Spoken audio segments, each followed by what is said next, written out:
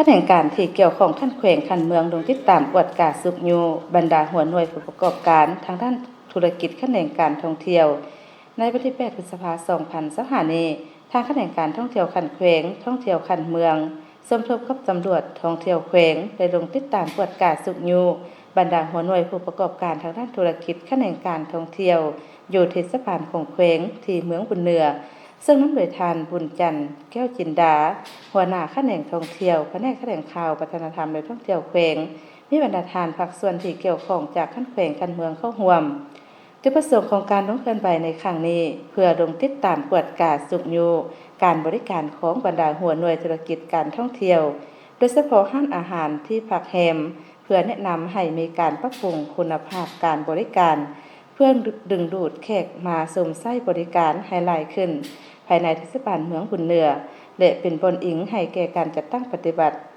หน้าเวียกให้ถูกต้องตามพระบทบาทตามหน้าเวียกตัวจริงและเพื่อเป็นบนอิงในการลงติดตามกวดกาและสุกยูให้บรรดาหัวหน่วยผู้ประกอบการธุรกิจการท่องเที่ยวภายในแขวงให้เข้าสู่ระเบียบการที่เกี่ยวข้องของสปป.ลาวพร้อมนี้ก็เพื่อจัดตั้งพันธุ์ขยายตามเนื้อในทิศทางแผนการของแผนกแขนงข่าววัฒนธรรมและท่องเที่ยวให้ปรากฏผลเป็นจริง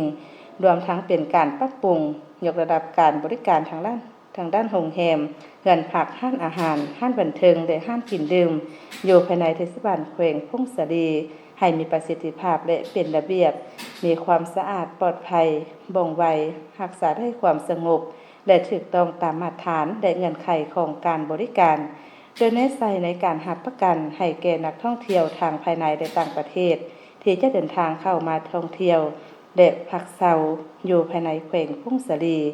นอกจากนั้นยังติดพันกับการกระตุ้นเศรษฐกิจสังคมของแขวงให้นับมือนับปีขึ้นเทอละก้าว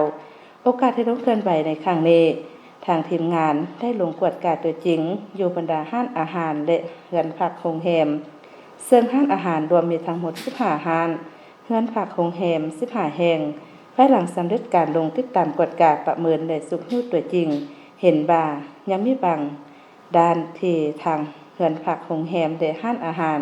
จะต้องได้มีการปรับปรุงและแก้ไขขึ้นใหม่โดยเฉพาะแม่นการกำหนดรายการอาหารราคาอาหารให้ชัดเจนปรับปรุงสภาพบรรยากาศการประดับประดาตกแต่งห้องอาหารการเก็บเมี่ยนสิ่งเศษเหลือ